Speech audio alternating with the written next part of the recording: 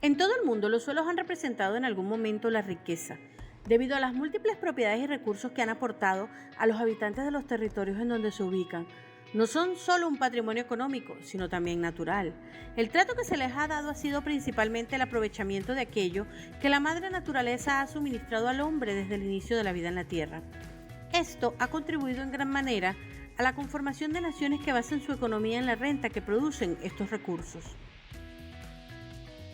Dada la naturaleza impuesta por la globalización, es necesario revisar los procesos asociados a los que el suelo le ha regalado a Venezuela y que la ha conducido a lo que se llama la Venezuela rentista, basada en un proceso monoproductor alrededor primero del café y del cacao y luego del petróleo como fuente de ingresos del país.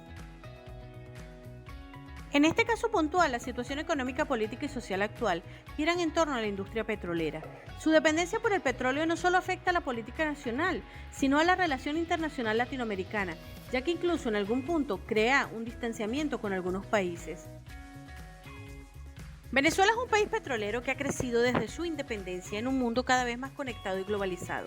Tiene libertades para establecer relaciones internacionales ejecutando acciones diplomáticas con base a la política exterior, cuyo posicionamiento inició con el petróleo, siendo este un país miembro de la Organización de Países Exportadores de Petróleo, entre otras organizaciones regionales como la CELAC, Mercosur, Petrocaribe y CEPAL.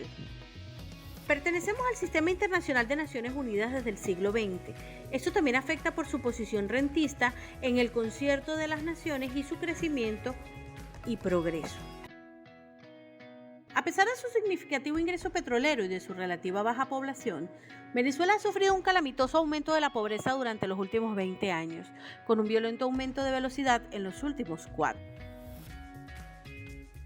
Los motivos dados por los analistas políticos y económicos para esta aceleración del deterioro contienen elementos tales como agotamiento de las demandas petroleras, mengua del gasto público, escasa inversión por parte del sector privado, desempleo, inseguridad resultante del cambio de gobierno, progresiva conflictividad política inducida, medidas unilaterales de coerción por parte de los Estados Unidos mediante sanciones de diversos tipos, la llamada guerra económica.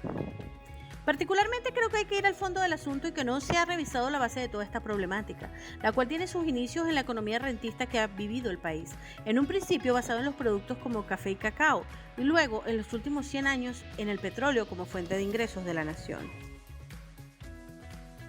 Venezuela no es sino el reflejo social y político del colapso de un modelo acabado, donde la principal fuente de ingresos, que es la empresa petrolera, está basada en una economía rentista monoexportadora y sostenedora de un sector empresarial, acostumbrado a vivir de la renta y la conversión de sus ganancias especulativas en moneda extranjera. Tradicionalmente en Venezuela el gasto público se ha desarrollado con la renta petrolera, pero esta circunstancia ha venido cambiando en virtud de la crisis económica basada en la escasez de los ingresos. Pese a los esfuerzos que los diversos gobiernos han hecho para aumentar la recaudación interna, los mismos no han sido del todo beneficiosos, pues el rentismo, tan articulado con la economía, termina por distraer estos esfuerzos y el sistema se autorregula para mantener el llamado status quo. Según algunos connotados pensadores venezolanos tales como Bernard Monmer y Asdrúbal Batista, han presentado y defendido la tesis de que los aumentos de los ingresos por concepto del petróleo han superado en su debido momento la capacidad de absorción de esa cantidad de dinero por parte de la sociedad. Todo esto ha llevado a periodos de sobrevaluación del bolívar, haciendo de los procesos de importación un fenómeno más barato que la propia producción nacional. Esto ha impactado de gran manera el desarrollo de los sectores exportadores del resto de las industrias y los servicios, en particular por los mecanismos de productividad asociados con industrias distintas a la petrolera o de los hidrocarburos en general. Todo ello sigue colaborando con el mantenimiento del llamado rentismo, basado en la economía de los hidrocarburos. Estrategias diversas tales como la apertura petrolera, plan de soberanía petrolera, entre otros, a pesar de promulgar lo contrario, finalmente han apuntalado esta visión rentista. Durante años, casi desde 1936, con el llamado Programa de Febrero del presidente Eleazar López Contreras, el ejercicio de la política económica del Estado se ha centrado en sectores habituales tales como textil, alimentos y metalmecánica, particularmente la automotriz. Sin embargo, estas acciones no han podido apuntalar estos sectores ni hacerlos competitivos ya sea en el mercado regional y mucho menos en el internacional. Luego, en fechas de inicio del siglo, se vivieron las diversas estrategias planteadas por los gobiernos en su momento. Planes como el llamado la Gran Venezuela o lo que la gente llamó la Venezuela Saudita han sido parte de este concierto de medidas llamadas a romper con la economía rentista, pero con poco o insignificantes resultados. Esto ha traído como consecuencia que la propia industria petrolera creciera casi como un búnker aislado del país, alejado de los sectores productivos nacionales.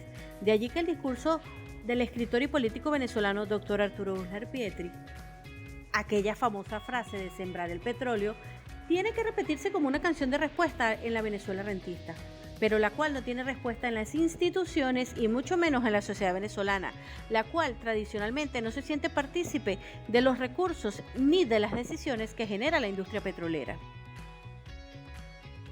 Venezuela es el país más afectado por la caída de los precios del petróleo y esto profundiza el colapso de la producción y de su industria, la cual ahora agrega las llamadas sanciones por parte del gobierno de Estados Unidos y de otros países de Europa.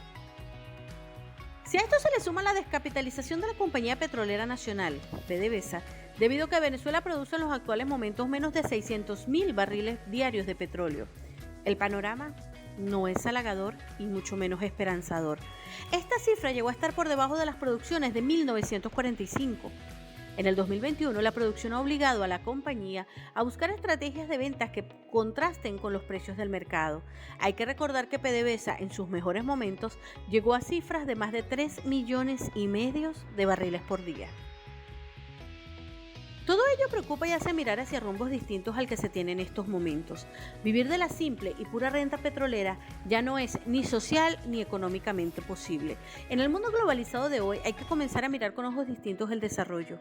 Hay que considerar los aspectos asociados a lo sustentable y lo sostenible. El uso de energías renovables que causa un cambio en los patrones de consumo, entre otras medidas ya que avanzan en países desarrollados. Por supuesto, toda esta visión se basa en profundos cambios en lo educativo que permita redireccionar la nación con una visión más acorde a los tiempos y al concepto de desarrollo, distinto del puro economicismo asociado con el rentismo, en este caso el petrolero. Hablar de rentismo en la Venezuela de hoy o en cualquier otro país pareciera no estar acorde con las aperturas y los avances que tienen los países actualmente. La economía del país, considerado en su momento como una de las más prometedoras del mundo, ha sufrido el colapso de un sistema que ya no da más. Todo ello a consecuencia de mantener la visión de un país monoproductor y un simple aprovechador de un recurso que la tierra da. Es necesario relocalizar las estructuras socioeconómicas del país para reorientar la visión del mismo. Si se desea un avance sustentable y sostenible, debe romperse con este esquema rentista. Por tal motivo, se necesita una reordenación territorial que privilegie a los estados productores de bienes y servicios sobre aquellas ciudades que solo viven de la renta y el gasto, principalmente público.